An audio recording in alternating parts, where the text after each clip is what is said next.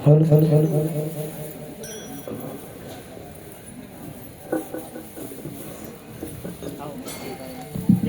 Hello hello hello hello hello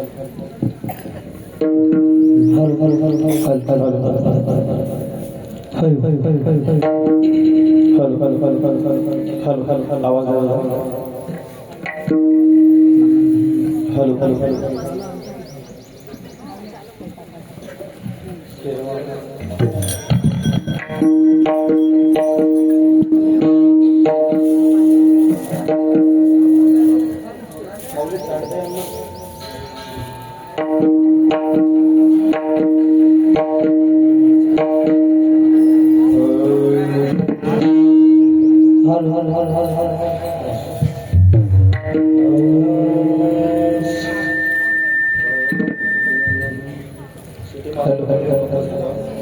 Hari Hari जय जय राम कृष्ण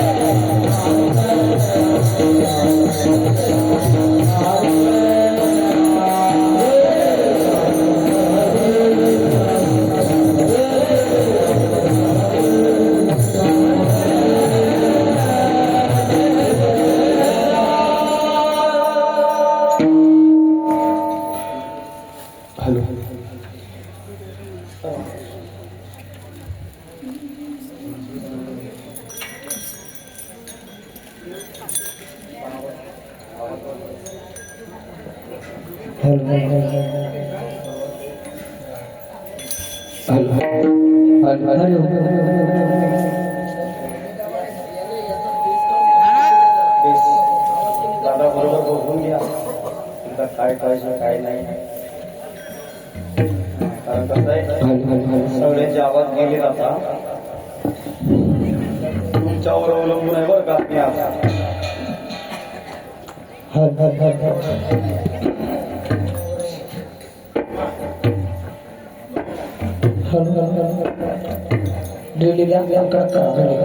हरी हरी आवाज कमी राहतो हर हर हर हर हर हर हर हर हरी हरी हरी ओके हर हर हर हर हर हर हर हर हर हरि ओम हॅलो तुझी ये संगती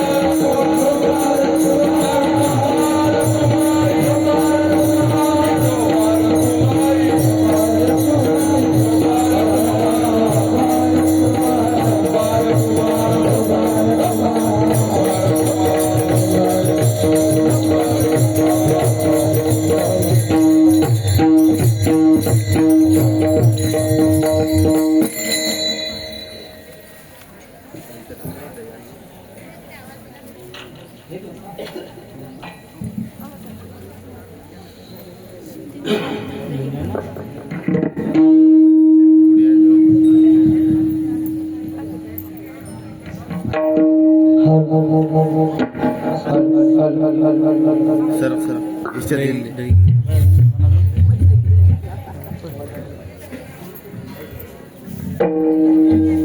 वो बाहर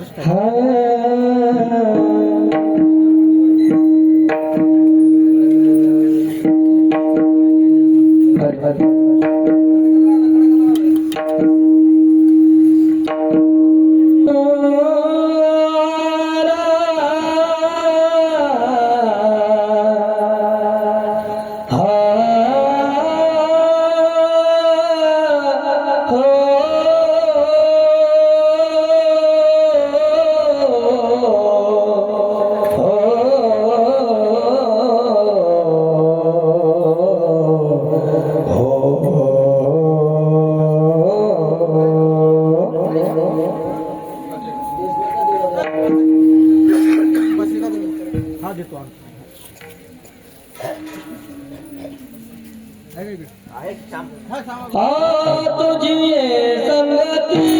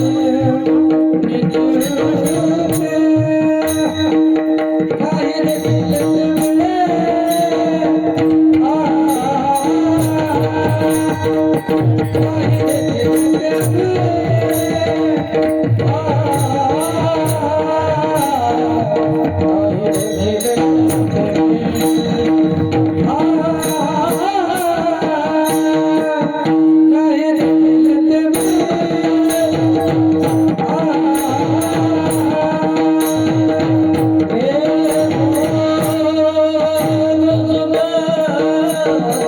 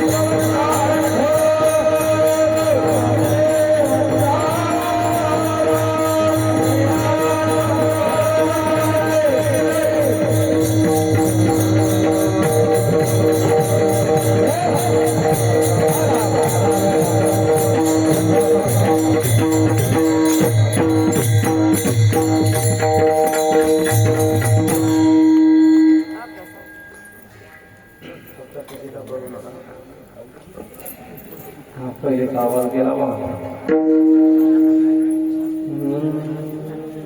तुझी संगती जरा विको कमी कर थोडा आवाज तुझी संगती आवाज खडक कर तुझी संगती झाली आमचे निश्चिंती नाही देखील ते मिळे भोग सुखाचे सोहळे घरी ताकाचे सरोवर येथे न बनिताचे पोर नाही देखील ते मिळे भोग सुखाचे सोहळे तुका म्हणे आता आम्ही नवदूत वडिता नाही देखील ते मिळे भोग सुखाचे सोहळे विठाला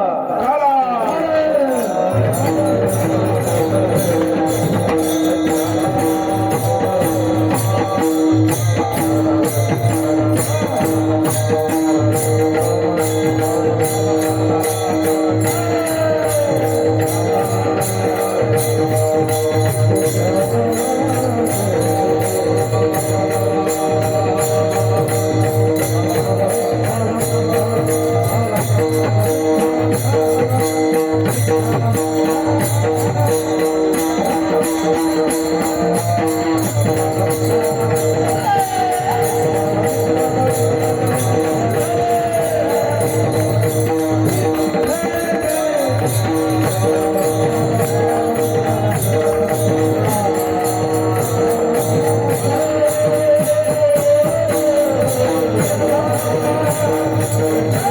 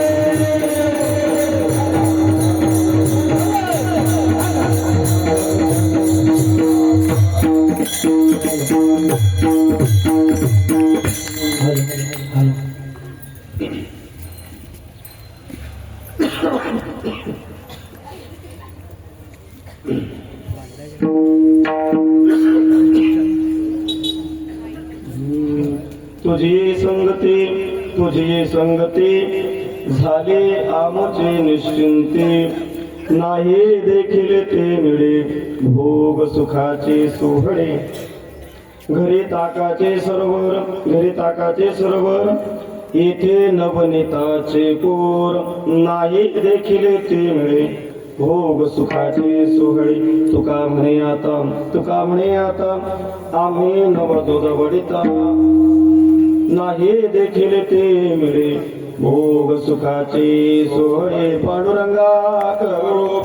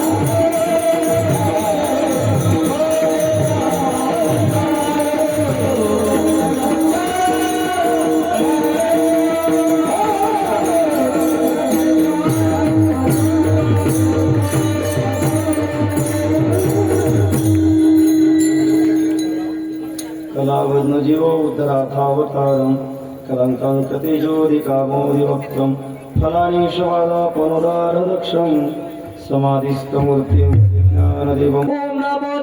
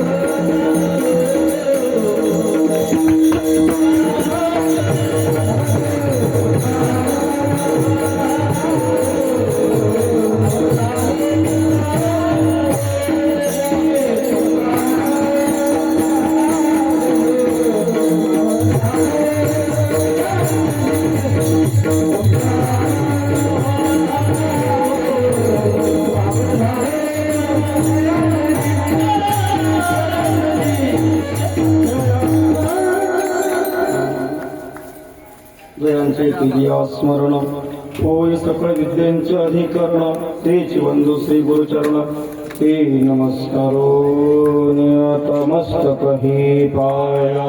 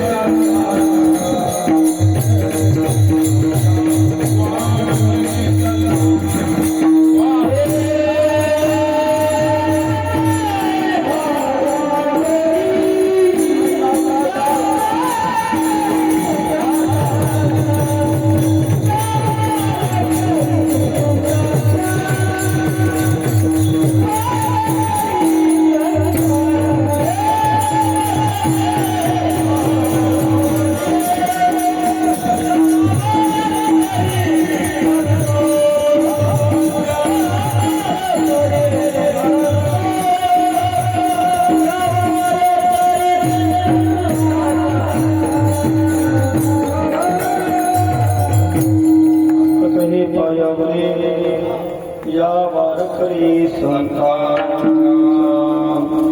तुझी संगती झाली आमुची निष्कृती नाही देखील ते भोग सुखाचे सोहळे. प्रस्तुत प्राप्त प्रसंगी सेवेकरता घेतलेला अभंग जगद्गुरु जगतवंदनीय महाराष्ट्र भूषण वैराग्य शिरोमणी नवे वारकरी संप्रदायाच्या क्रमस्थानी विराजमान असलेले जगद्गुरु श्री तुकाराम महाराज यांचा आणि अत्यंत महत्वाचा प्रसिद्ध असा सर्वांच्या परिचयातील सर्वांच्या पाठांतरातील गोड असा काला या प्रकरणातील अभंग आहे.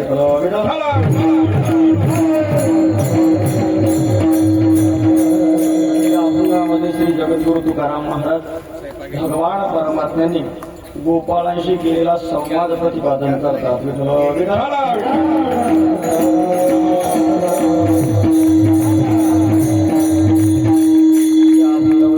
करण्याच्या अगोदर अल्पसा परिहार वास्तविक देण्याची काही गरज नाही. देण्याची गरज आहे का? देण्याची काही गरज नाही, परंतु वक्त्याचं कर्तव्य म्हणून थोडस बोलतो.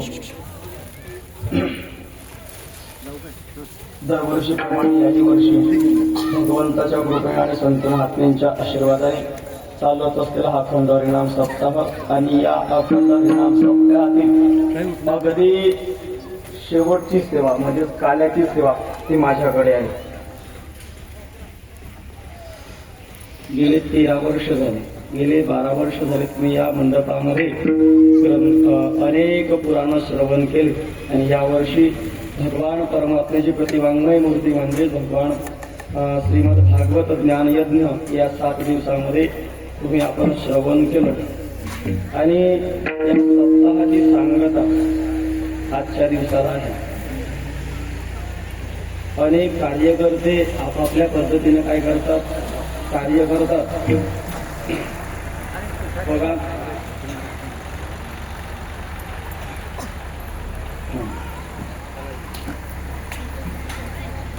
झालं का? बोलायला मोकळा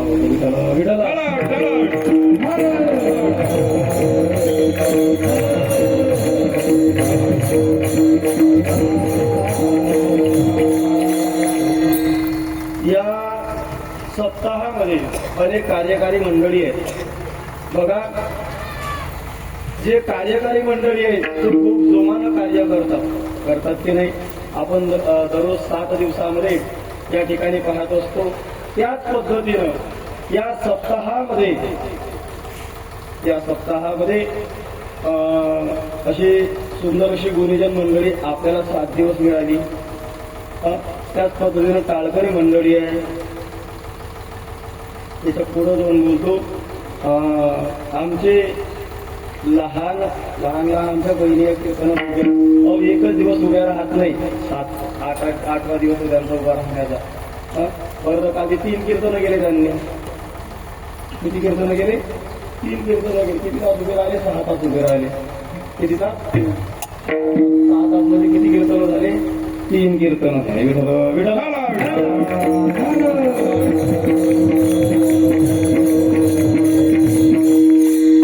महाराज सांगू तुम्हाला जी गायक मंडळी जी गुणीजन मंडळी आपल्याला मिळते ती आपल्याकडून पैशाची अपेक्षा करते असं नसतं.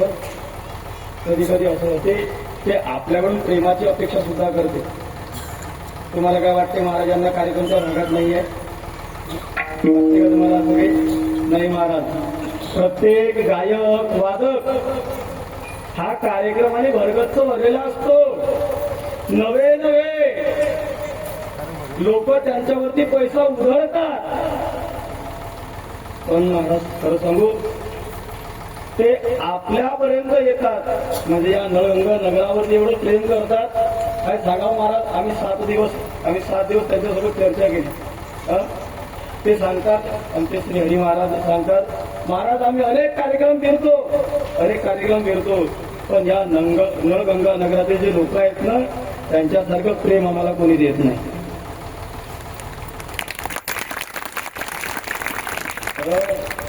खरंच आहे महाराज, खरंच प्रेम देत नाही. बरं तुम्ही ऐका महाराज, एक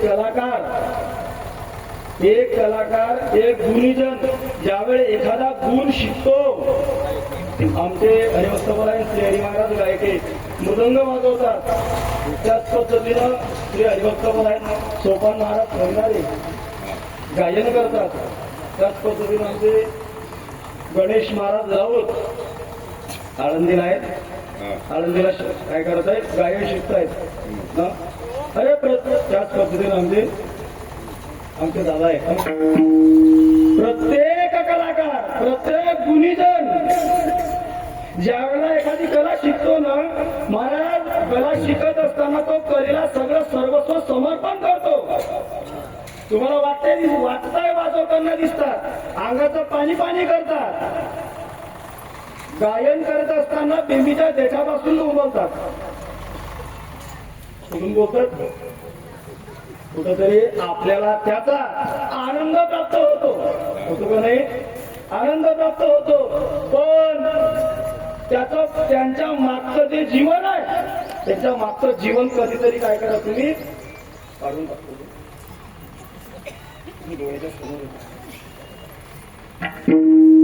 त्यांच्या मागचं जीवन कधीतरी बघा त्यांच्या मागचं जीवन. अरे किती संघर्ष करावा लागतो, किती मेहनत घ्यावी लागते, हे कळत नाही महाराज लोकांना. हे नाही कळत. नाही महाराज, श्री हरी महाराज काय सुंदर मृदंग वाजवतात, गोड वाजवतात. सोपान महाराज किती सुंदर चाल म्हणतात. गणेश महाराज काय आलाप मारतात. किती स्वर आहे महाराज पक्का. पण खरं सांगू, त्या पक्क्या स्वराच्या मागे त्यांनी आपलं जीवन खर्च केलेलं असतं.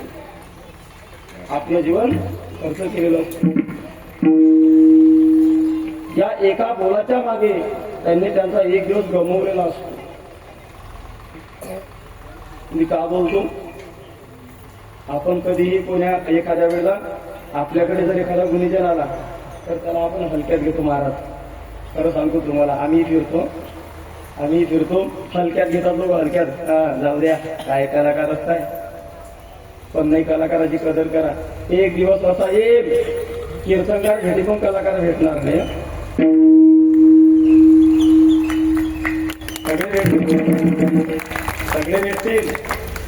सगळे भेटतील पण की कलाकार भेटणार नाही. मी असं म्हणतो, कलाकार कोण असता महाराज? माझंही वाक्य नीट ऐका, बोलू नका. माझंही वाक्य नीट ऐका. कलाकार कुठे असतात?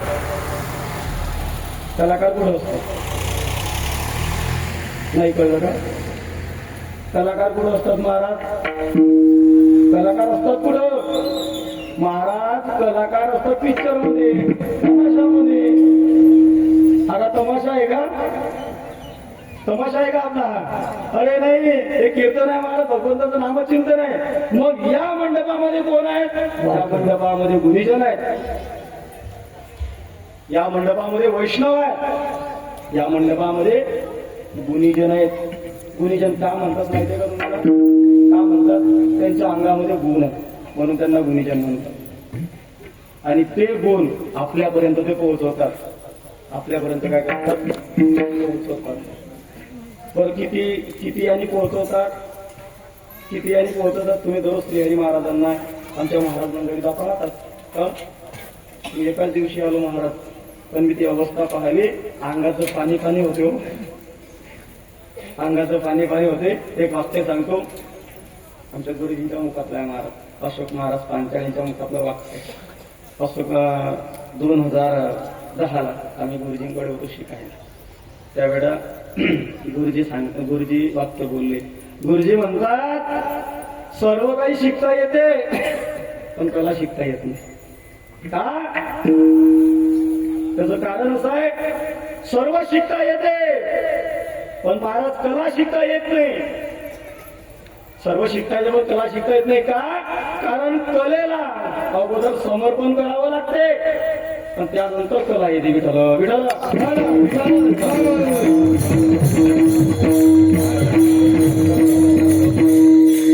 असे गुरुजन मंडळी आपल्यापर्यंत आले. त्याच पद्धतीने आमचे चोपदार दादा आहेत, ज्ञानेश्वर नगरातील मंडळी आहेत. हे आमचे जे दिसतात नाही तांदलवाडीकर मंडळी निस्वार्थ भावनेने येतात. प्रेम आहे महाराज, खरं सांगतो तुम्हाला प्रेम आहे. त्याच पद्धतीनं आमचे परिमल महाराज मस्कर, त्यानंतर जयसिंग महाराज, यश महाराज. कमी आवाज येऊन राहिला, समजून घेता तुम्ही ते. यश महाराज आहे, त्यानंतर आमचा कृष्ण आहे. असं करता करता आमच्या या माता भगिनीकडे या. आमच्या माता भगिनीकडे काय वय आहे त्या मुलीचं? एक नंबरची तिकडून एक नंबरची बघायला थोडा तो घातलेला काय वय आहे महाराज त्यांचं? खेळण्याचं वय आहे, खेळण्याचं खेळण्याचं वय आहे, खेळण्याचं वय आहे. काय कोणतं वय आहे? खेळण्याचं वय आहे. काय करू राहिले ते? काय करू राहिले ते? परमार्थ करू राहिले. म्हणजे त्यांना परमार्थ कळाला पण आपल्याला कळाला नाही. म्हणजे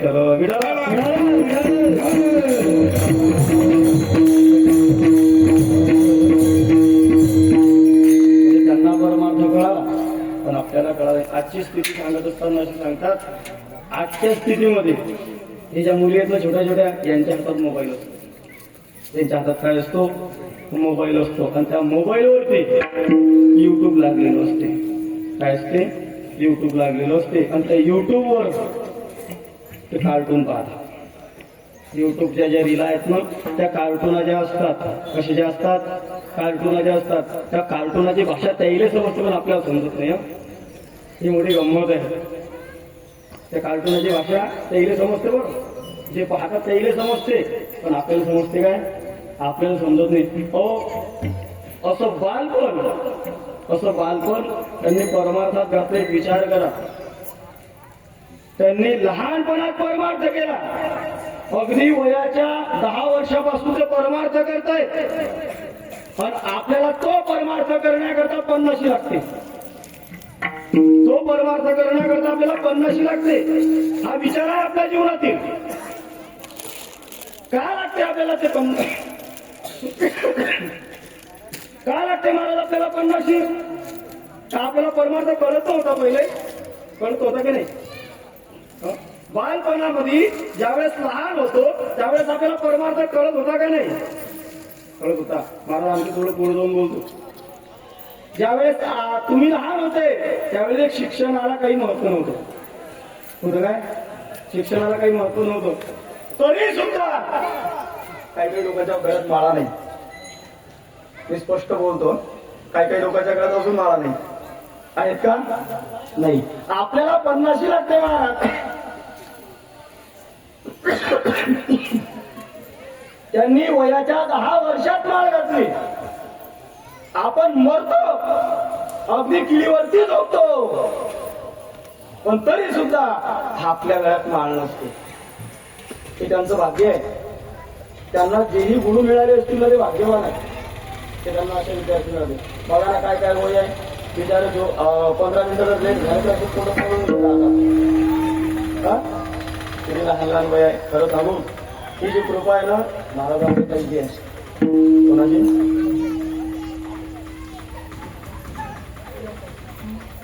पूनमताईची. ते चांगलं ओळखतो गेला आमच्या पूनमताईची काय ही कृपा आहे महाराज. लहान लहान मुलावरती संस्कार करत चला. ज्याला असं वाटत असेल, वाक्य नीट आहे का, ज्याला असं वाटत असेल म्हातारपणामध्ये आपल्या मुलांनी आपल्याला सांभाळावं, 2 वर्ग कमी शिकवा, 2 वर्ग कमी शिकवा, पण वारकरी संप्रदायाचे संस्कार द्या, जेणेकरून तो कीर्तनकार नाही झाला तर चालते. कशाला आमच्या पोटावर पाहिजे ना, कीर्तनकार नाही झाला तर चालते, वादक नाही झाला तर चालते, टाळकरी नाही झाला तर चालते, काही हरकत नाही, काही गरज नाही महाराज. पण जेणेकरून तो आपल्या बापाला वृद्धाश्रमात पाठवणार नाही तर आजची स्थिती जर पाहिली ना, आजची स्थिती जर पाहिली तर सर्वात जास्त कोण आहे, कोणाची आहे, शेतकऱ्याची नाही ना, शेतकऱ्याची नाही. ही स्थिती आहे महाराज. वारकरी संप्रदायाचे काय करा, संस्कार द्या. मी का बोलतो एवढं, कारण आजच्या स्थितीला संस्काराची गरज आहे. लहानपणामध्ये संस्कार द्या. महाराज शिबिर आहेत, कशाचे आहे, वारकरी संप्रदायाचे शिबिर आहेत, कशा करता असतात, ते संस्कार देण्याकरता असतात. महाराज घरी देता येत नाही का, नाही ना महाराज, घरी देता येत नाही ना. पोरग्याने जर हरिपाठाचं पुस्तक घेतलं तर आई वडील लगेच म्हणतात, बळा हरिपाठ शिकून, हरिपाठ म्हणून तू 10वा वर्ग पास नाही होशील, 10वा वर्ग पास नाही होशील. त्याच्यासाठी तुला काय करावं लागेल, तुला पुस्तकच घ्यावं लागेल, 10वीचं पुस्तकच घ्यावं लागेल. म्हणून पठ्या सोडतो, हरिपाठ काय कर, अभ्यास कर. ते मी म्हणत नाही, ते तुमचे शब्द आहेत. म्हणून काय करा, वारकरी संप्रदायाचे संस्कार द्या. फार गोड आहे महाराज, खूप गोड चिंतन केले जाते. असो असा भरगतचा कार्यक्रम आहे. आणि या कार्यक्रमामध्ये अगदी कुशल मार्गदर्शन कोणाचं असेल, मी मुद्दाम नाव मागे ठेवलं कारण माझं नाव मी मागच ठेवत असतो. अगदी आपल्याला भरगतचा जो हा कार्यक्रम दिसतो, अगदी टायमोटायमी जे आपल्याला मार्गदर्शन मिळत असते, या टायमाला हे करावं, त्या टायमाला ते करावं, ते मार्गदर्शन जर कोणाचं असेल ना, आमचे परममित्र परमार्थ अनुरागी प्रेममूर्ती श्री हरिभक्तपरायण श्याम महाराज खर्चे. तुम्ही म्हणसाल महाराज सगळेचे नावं घेतले पण श्याम महाराजने पण मागे ठेवलं. त्याचं कारण मी सांगतो, कारण माझं नाव आहे मी केव्हा येईन, माझी मर्जी. म्हणून असा भरगतचा कार्यक्रम आहे. आपल्याला ठरलेल्या वेळात थांबायचं आहे. 11 वाजले, 1 तासामध्ये काला करायचा आहे. किती तासामध्ये, 1 तासामध्ये काला करायचा आहे. बरोबर 12 वाजता ज्ञानेश्वर माऊली करायचा आहे. विठ्ठल विठ्ठल.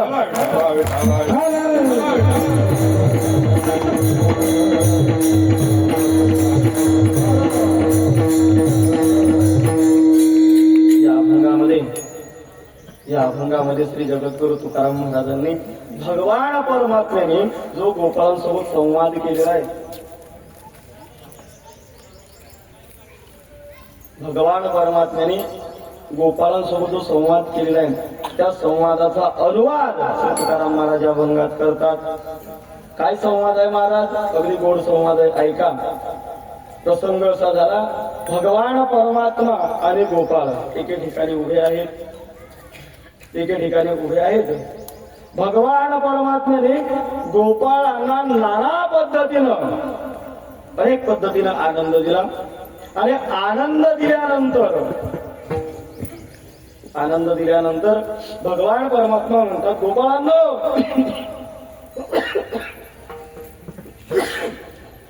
आतापर्यंत मी तुम्हाला अनेक प्रकाराने आनंद दिला, अनेक प्रकाराने तुम्हाला काय मिळालं, सुख मिळालं. मग त्याचा अनुभव काही सांगता का? त्यावेळेला गोपाळ म्हणतात, देवा तुझी संगती, अनुभव सांगतात, तुझी संगती झाली आमुची निश्चिंती, म्हणजे आमच्या जीवनामध्ये निश्चिंतता प्राप्त झाली. म्हणे देवा आमच्या जीवनामध्ये निश्चिंतता प्राप्त झाली. पण काय सांगू देवा, खरं सांगू, आमच्या जीवनामध्ये तुझी संगती झाली, त्याच्यामुळे काय प्राप्त झालं, नाही देखील तेवढे भोग सुखाचे सोहळे. म्हणजे आतापर्यंत त्या गोपाळांनी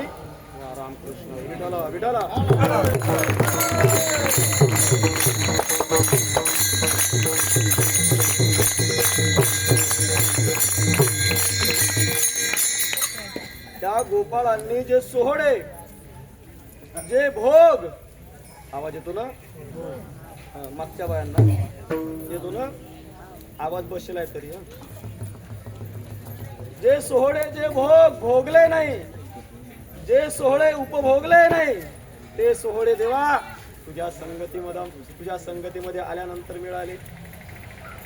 खरं सांगू देवा, आमच्या घरी काय आहे? काय आहे आमच्या घरी? घरी ताकाचे सरोवर. येथे तुझ्या संगतीमध्ये आल्यानंतर नवनीताचं पूर भेटलं. नवनीत म्हणजे अरे लोणी खायला भेटलं. लोणी बर भगवान परमात्मा एवढ्यावर म्हणतात. आता सगळंच भेटतं ना गड्या तुम्हाला, मग कशाला थांबले? जा घरी. सगळं भेटल्यानंतर मग कशाला ठेवता? भगवान परमात्मा गोपाळांना म्हणतात गड्या तुमचं जीवन निश्चिंत झालं. बरोबर आहे. तुम्हाला जे भोगले सोहळे भेटले नाही ते तुम्ही भोगले. बरोबर आहे की नाही? तुमच्या घरी जे खायला होतं नाही ते मी तुम्हाला खायला दिलं. मग आता कशाची गरज आहे? जा घरी. गोपाळ जायला तयार नाही. गोपाळ जायला तयार नाही. मग भगवान परमात्म्याने काय केलं? गोपाळांना उठवलं आणि ढकलून ढकलून लावलं. का म्हणे आता गोपाळ म्हणतात देवा अरे ढकलून ढकलून नाही, असं उचलून जरी फेकून दिलं तरी आम्ही परत. तुका म्हणे आता आम्ही न बजो दवडिता नाही देखील ते मिळेल हो. अशा पद्धतीनं अभंगाचा धावता भावार्थ आहे. याच्यावरती थोडंसं अवघ्या आपण 20 मिनिटांमध्ये आपण चिंतन करणार आहोत आणि लगेच काल्याकडे वळणार आहोत. विठ्ठला विठ्ठला.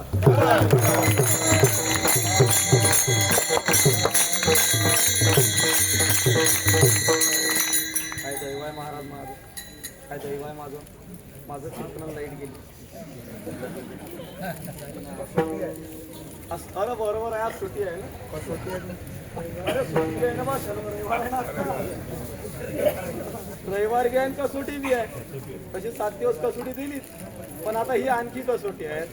असो ऐका, मानवी जीवनामध्ये मानवी जीवन जगत असताना माणसाचं जीवन निश्चिंत म्हणजे काय? निश्चिंत जीवन कशाला म्हणतात? असू दे. होते का दादा याची व्यवस्था? नाही का? जाऊ दे, सोडा मग. फक्त बोलू नका म्हणजे मला कळेल काय. माणसाचं जीवन निश्चिंत जीवन कशाला म्हणतात? निश्चिंत म्हणजे काय आहे? ज्याच्या जीवनामध्ये कोणत्याच प्रकारची चिंता नाही त्याला निश्चिंत म्हणतात. निश्चिंत कशाला म्हणतात? की त्याच्या जीवनामध्ये कोणत्याच प्रकारची चिंता नाही त्याला निश्चिंत म्हणतात. त्याला निश्चिंत म्हणतात. बरं महाराज, ठीक आहे ना. त्याला जर निश्चिंत म्हणत असाल तर आपल्या जीवनामध्ये कशा कशाची चिंता आहे? कशा कशाची आहे? महाराज, आमच्या जीवनामध्ये प्रत्येकाची चिंता आहे. प्रत्येकाची काय आहे? चिंता आहे. म्हणून आपलं जीवन हे निश्चिंत नाहीये. मग जर असं वाटत असेल आपल्याला, असं जर वाटत असेल आपल्याला, असं वाटत असेल की आमचं जीवन निश्चिंत व्हावं, त्या जीवाने संगती करावी. कारण सांगत असताना असं सांगतात, हा जो जीव आहे ना, हा संघप्रधान जीव आहे. म्हणजे कोणाची ना कोणाची संगती जीव हा करत असतो. कोणाची ना कोणाची संगती जीव हा करत असतो. जेवढं 7 दिवसात बोललो नाही तेवढं आज 2 तासात बोलतो. जेवढा वेग आता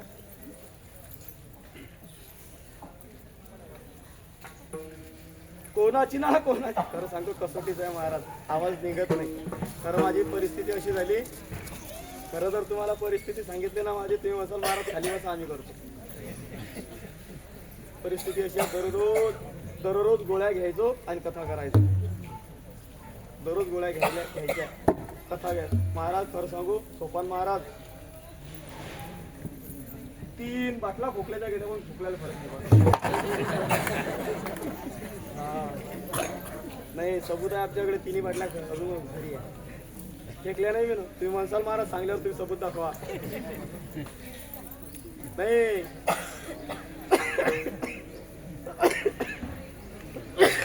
नाही काही ठिकाणी महाराज प्रत्यक्ष प्रमाण द्यावे लागते, अनुमान प्रमाण चालत नाही ना. असो, जाऊ द्या. हा जो जीव आहे ना, हा संघप्रधान जीव आहे. कोणाची ना कोणाची संगती करत असतो. मुख्य स्वरूपामध्ये जीव जो संगती करतो ना हा 4 लोकांची करतो. किती लोकांची करतो? 4 लोकांची करतो. कोणाकोणाची करतो? जीव जडाची संगती करतो, जीव जीवाची संगती करतो, जीव देवाची संगती करतो आणि जीव संताची संगती करतो. विठाला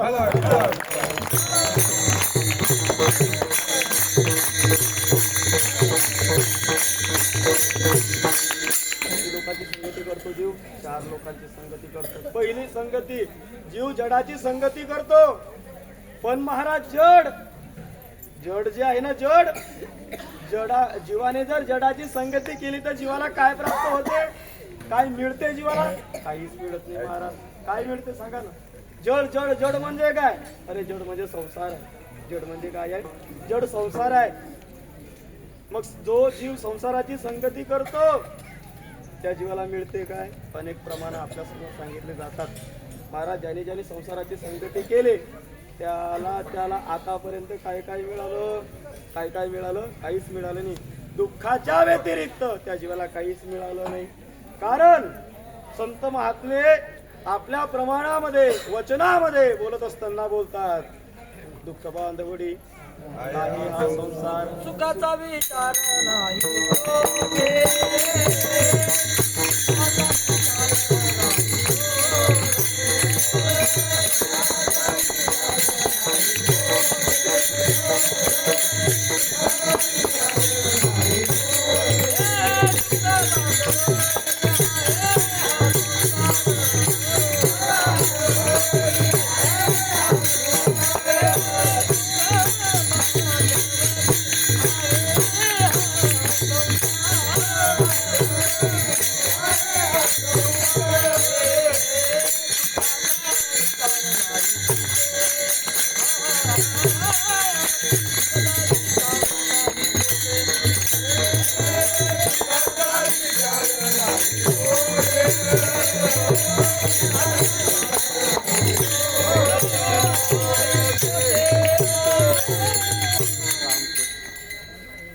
काळ फुटला तर झाली कणकण आवाज आला पाहिजे.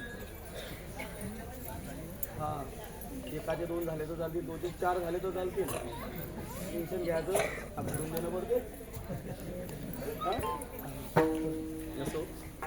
संत महात्म्यांचे वचन असे आहेत महाराज, दुःख बांधवडी आहे हा संसार नाही महाराज, सुखाचा विचार नाही. अरे ज्या ठिकाणी सुखाचा विचारच नाही त्याची जीव संगती करतो. पण एक खरं सांगू महाराज, संसाराची संगती केल्यानंतर जीवाला काही मिळत नाही. मग महाराज असं एक प्रश्न असा आहे मनामध्ये, एक शंका अशी निर्माण होते, महाराज संगती कोणाची केली जाते? हा मोठा प्रश्न आहे. संगती कोणाची केली जाते? अरे जो जन्माला आला त्याची संगती केली जाते. अरे जो जिवंत आहे त्याची संगती केली जाते. ऐका, अरे ज्याचा जन्म झाला त्याची संगती करतात, त्याची संगती करतात. पण अरे ज्याची उत्पत्तीच झाली नाही त्याची संगती आपण करतो. लक्षात घ्या. कोणाची? जो जन्माला आला नाही, ज्याची अजून वाढदिवसही नाही झाला, आपण त्याची संगती करतो. मग काय महाराज?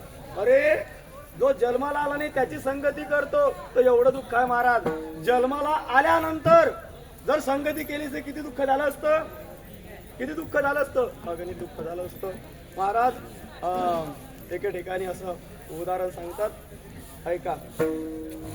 एका मुलाचं लग्न झालं. आवाज येतो ना? मला शंका येते कधी कधी, तुम्हाला आवाज येत नाही.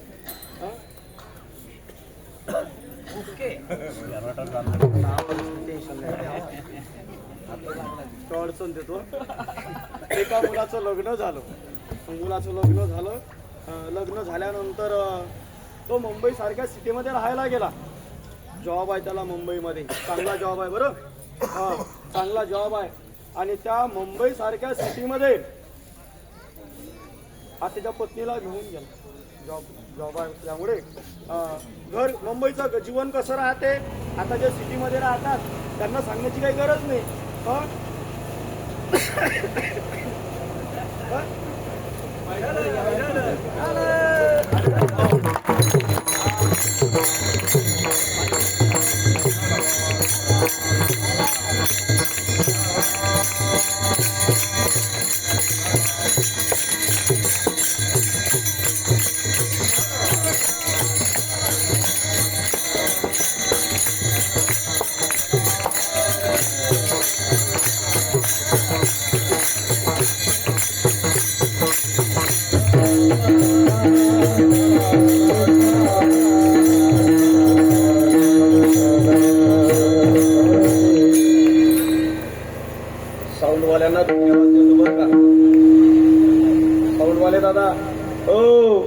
इकडे लक्ष द्या साऊंडवाले दादा, लाज राखली बरं तुम्ही आमची. हा, वाचवलं तुम्ही आम्हाला. आहे का? सिटीतलं जीवन कसं असते महाराज? 1 BHK कसं असते? अरे सिटीतलं जीवन, आवाज द्या बरं दादा. सिटीतलं जीवन, पाहुणा जर 2 दिवस घरी आला तर त्याला विचारला जाते, भाऊ कधी जाशील? हे सिटीतलं जीवन आहे. मग 2-3 महिने लग्नाला झाले आणि मग पत्नीच्या मनामध्ये असा विचार आला का हो, आपलं असं घर आहे, 1 BHK घर आहे. मग कल्पना करा, आपल्याला जर मुलगा झाला तो कुठं झोपेल? मग तो म्हणतो बघ, अरे कुठं झोपेल म्हणजे काय, तू तिकडं थोडी खरक, मी इकडे खरकतो, झाली की नाही जागा, मग तू इथं झोपेल. बर, आणखी तिच्या मनामध्ये आणखी विचार आला, म्हणे बघा का हो, आणि मुलाच्या पाठी जर मुलगी झाली तर म्हणे काही चिंता करू नको, तू थोडी तिकडे सरक, मी इकडे सरकतो, झाली का नाही जागा? झाली जागा, ती इथं झोपेल. मग तिने थांबा वगैरे महाराज? नाही, थांबले नाही. म्हणे का हो, आणि आपल्याला जर आता जुळं झालं तर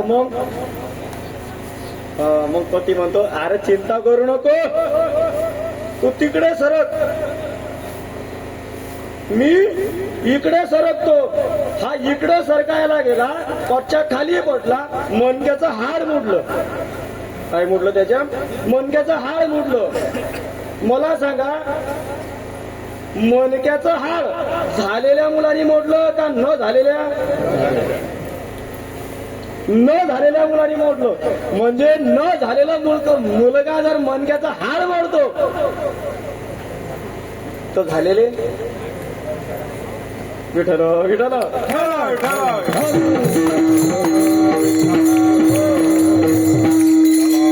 आपण न झालेल्या संसाराची काय करतो? संगती करतो. काय मिळालं महाराज? आम्हाला दुःखाच्या व्यतिरिक्त काही मिळालं नाही.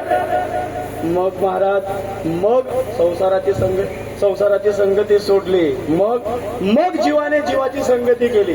बरं ठीक आहे ना महाराज, जीवाने जीवाची संगती केली तर काय मिळालं जीवाला? काहीच नाही मिळालं. का? कारण ज्याची संगती करतो तोही अपूर्ण आहे, आणि जो संगती करतो तोही, अरे अपूर्णाने अपूर्णाची संगती केली, काय मिळणार आहे? काही मिळणार नाही. बरं ठीक आहे ना महाराज, मग सोडून द्या जीवाची संगती. मग तिसरं आहे महाराज, देवाची संगती. संताची संगती केली पाहिजे का नाही? संतांच्या संगतीचे अनेक प्रमाण आपल्या डोळ्यासमोर आहे. मी आता प्रमाण देत नाही, वेळ घेणार नाही. मग संतांची संगती केली पाहिजे महाराज. बरोबर आहे. पण महाराज खरं सांगू, संतांकडे जावं लागेल आम्हाला, संतांकडे जावं लागेल. बरं महाराज, मग तिसरी संगती झाली. मग महाराज, जीवाने कोणाची संगती करावी? जर आपल्या जीवनामध्ये जर निश्चिंतता मिळवायची असेल, आपल्या जीवनामध्ये जर निश्चिंतता मिळवायची असेल तर कोणाची संगती करावी? देवाची संगती करावी. अभंगाच्या पहिले तुझी संगती,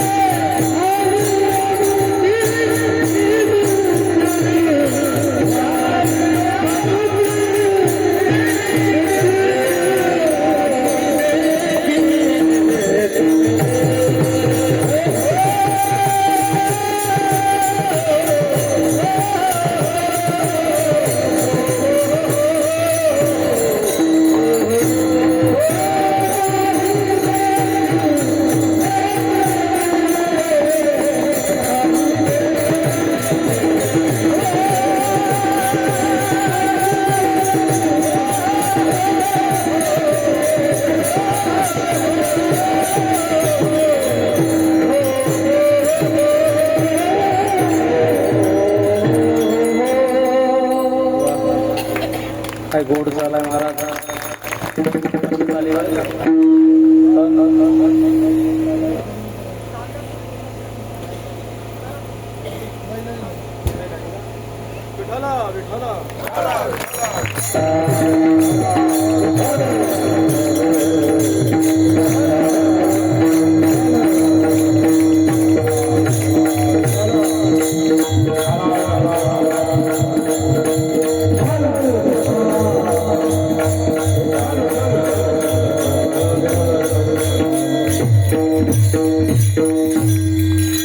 देवाची संगती केल्यामुळे आपल्या जीवनात काय मिळालं महाराज? आपल्या जीवनात काय मिळालं? निश्चिंतता मिळाली. अरे देवाच्या संगतीमध्ये आल्यानंतर कशाची चिंता राहिली? दादा थोडा आवाज क्लिअर करा. कशाची चिंता आहे? देवाच्या संगतीमध्ये आल्यानंतर आपल्याला कोणत्या गोष्टीची चिंता राहिली काय? नाही. का नाही? कारण देवाच्या संगती मध्ये आल्यानंतर मग काय झालं महाराज? देव संगतीमध्ये आल्यानंतर आपली जी चिंता आहे ना, आपली चिंता हे काय झाली?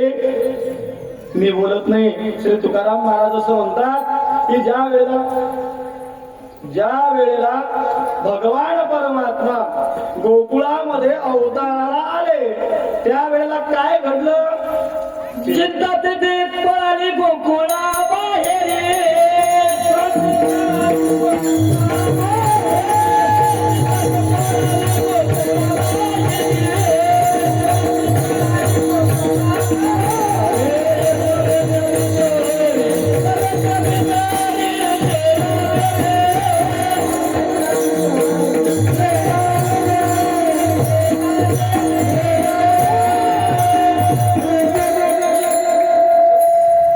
एकदा सेटिंग करून सगळी हॅलो कर करायला लागलं. हॅलो माऊलिश माईक कमी. हॅलो हा ते मॉनिटरमुळे आहे का? हॅलो म्हणजे कसं होईल? तुम्ही ते चालू करेल शिट्या.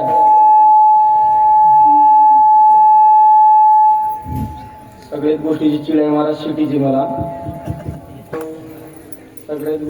सगळ्यात म्हणजे मला ज्या गोष्टीची चिड आहे त्याचे नाव आहे शिटी.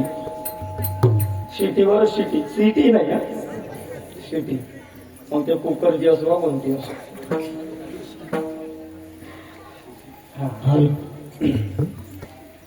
झालं का दादा? काहीतरी शिट्या मारून राहिलं. हॅपरिंग बंद करा म्हणजे मलाही कळवते हॅपरिंग आहे का हॅडरिंग आहे. हा ऐका. भगवान परमात्मा ज्या वेळेला गोकुळामध्ये अवताराला आले त्यावेळेस काय झालं? चिंता ते पळाली गोकुळा बाहेर. कशासाठी? प्रवेश भितरी केला देवी. म्हणजे भगवान परमात्म्याने गोकुळामध्ये प्रवेश केला. मग काय झालं? मग चिंता पळून गेली, चिंता राहिली नाही. मग कसं जीवन झालं महाराज गोपाळांचं? निश्चिंत जीवन झालं. मग निश्चिंत जीवन झालं. मग आपण जर भगवंताच्या संगतीमध्ये गेलो तर आपलं जीवन निश्चिंत होणार नाही का? बरं जाऊ द्या महाराज, आपलं जीवन निश्चिंत होईल यात नवल नाही. आपण जे सोहळे पाहिले नाही, जे सोहळे उपभोगले नाही, ते सोहळे आपल्याला उपभोगायला गेले अभंगाच्या दुसऱ्याच्या नाही देखील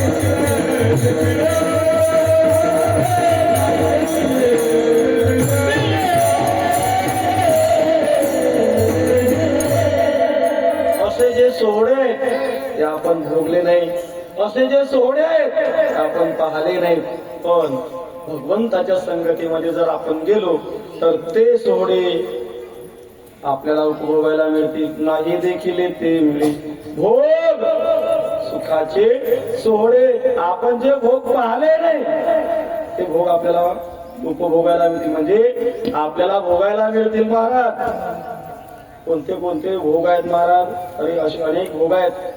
9वा अध्याय पहा ज्ञानेश्वरीचा, त्या 9व्या अध्यायामध्ये जो वर्णन केलं पहा तुम्ही. एवढं सुंदर चिंतन केलं माऊली ज्ञानोबारायांनी की ते जे सोहळे जे भोग आहेत ते भोग पाहिले नाही, आपल्याला पाहायला मिळतील. पण कोणाच्या संगतीमध्ये? देवाच्या संगतीमध्ये. पर महाराज ठीक आहे, तुम्ही म्हणता ना मग देवाच्या संगतीमध्ये जीवाला जावं का? कारण ते जीवाच्या जवळ काय आहे? नाही, काहीच नाही महाराज. काय आहे जीवाच्या ठिकाणी? दुःख. दुःख आहे. मग दुःख हे जर भगवंताकडे गेलं तर दुःखाचं रूपांतर कशात होईल? सुखात होईल. म्हणून जीवाने कोणाची संगती करावी? जीवाने कोणाची संगती करावी? देवाची संगती करावी. मग देवाच्या संगतीमध्ये गेल्यानंतर आपल्याला सर्व मिळालं, सर्व प्राप्त झालं, सर्व प्राप्त झालं. पण मग आता देव म्हणतो जा तुमच्या घरी, मला मिळालं ना आता, जा तुमच्या घरी. त्यावेळेला जीव म्हणतो देवा आम्हाला सर्व मिळालं, पण तुमच्या संगतीमध्ये आल्यामुळे मिळालं. जर आता जर मी पुन्हा घरी गेलो तर हे काय होईल? ते मिळणार नाही. देवा तुम्ही असं ढकलून जरी लावलं तरी घरी जाणार नाही. अभंगाच्या शेवटच्या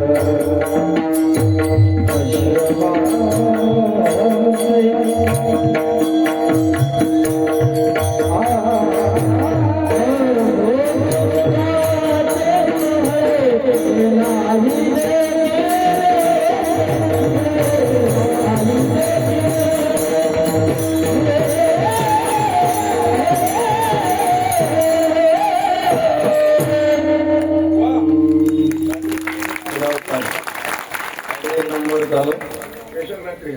मला असं वाटलं भैरवी म्हणतात काय तुम्ही. नंतर माझ्या लक्षात आलं की तोडी आहे तो.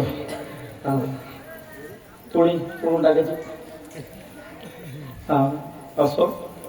अशा धावत्या वेळामध्ये आपण अभंगाचा भावार्थ पाहिला. अभंगाचा हा धावत्या वेळात भावार्थ आहे. टायमाचं बंधन आहे मला म्हणणं. गोपाल कुमार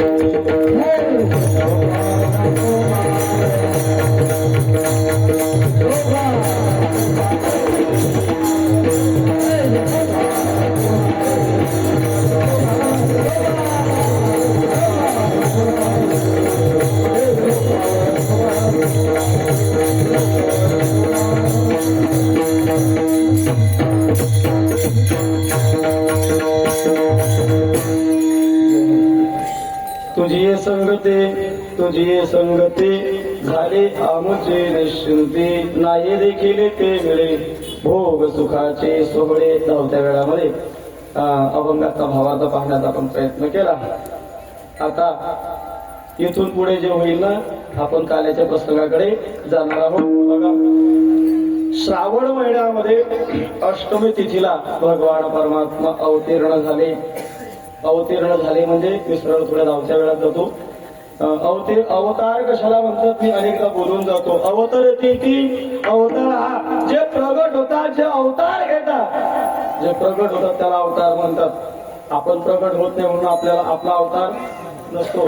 तरी सुद्धा आपण जन्मदिवसाच्या शुभेच्छा देताना असं म्हणतो प्रगट दिनाच्या शुभेच्छा, अवतरण दिनाच्या शुभेच्छा. अरे अवतार कशाला म्हणतात. अवतार कोणाचा आहे महाराज. अवतार हा देवाचा आहे. कंसाच्या तुरुंगवासामध्ये भगवान परमात्म्याने अवतार धारण केला आणि नंद बाबा यशोदा मातेच्या घरी माईने अवतार घेतला. वसुदेवजी असं देवकी माता असं वसुदेवाला म्हणते अहो आपल्या बाळाला जर कंसाला कळेल तर काय होईल. तो मारेल आपल्या बाळाला. जरी कंसाची कळेल माझ्या बाळाचे वधेल म्हणून काय करा तुम्ही त्याला उचला.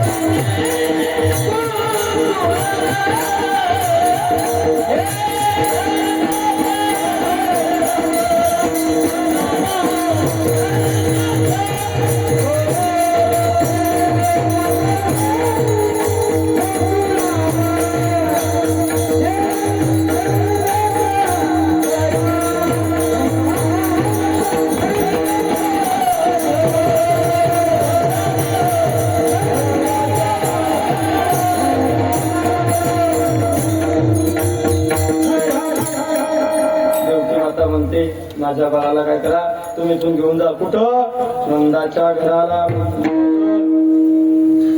मी गोकुळाला. भगवान परमात्मा बोलतात बाबा इथं ठेवू नका मला, नंदाच्या घराला. कुठं? नंदाच्या घराला. बरं का रे, माया उपजली तेथे मग आणि येथे, म्हणजे मला तिथं ठेवा आणि माईला इथं घेऊन या. भगवान परमात्म्याला ज्या वेळेला वसुदेवाने टोकरीमध्ये ठेवलं आणि नंद बाबाच्या वाड्यामध्ये आणलं, माया घेतली आणि काय केलं, मथुरेला निघाले.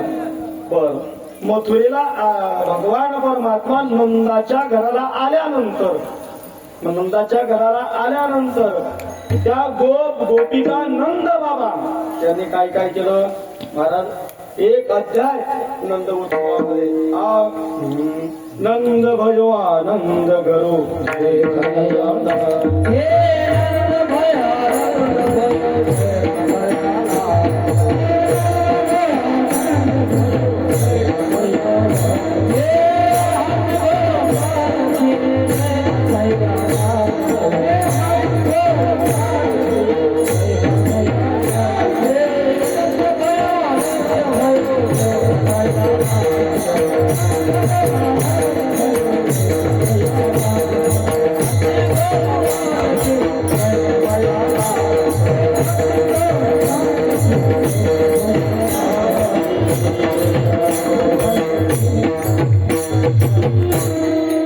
बाबाच्या घरामध्ये भगवान परमात्मा प्रगट आले.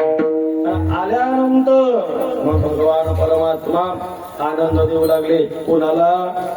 गोकुळातील लोकांना. हे सुख भगवान परमात्म्याने गोकुळातील लोकांना दिलं ना, गोकुळीच्या सुखा अपार नाही लेखा.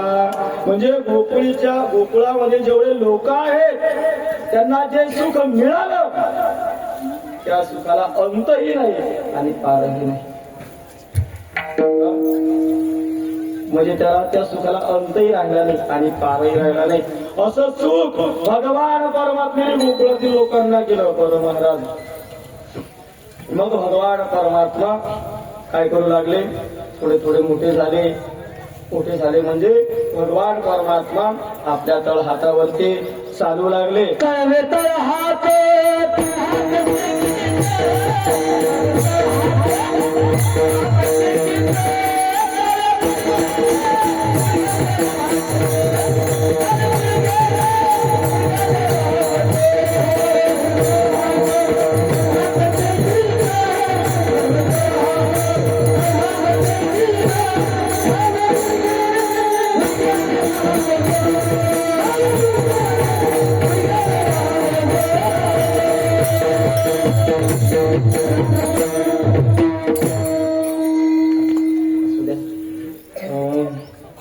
काय करू लागले भगवान परमात्मा, तळ हातावरती चालू आहे.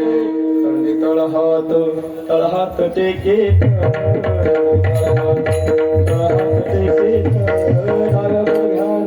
गुढ्याने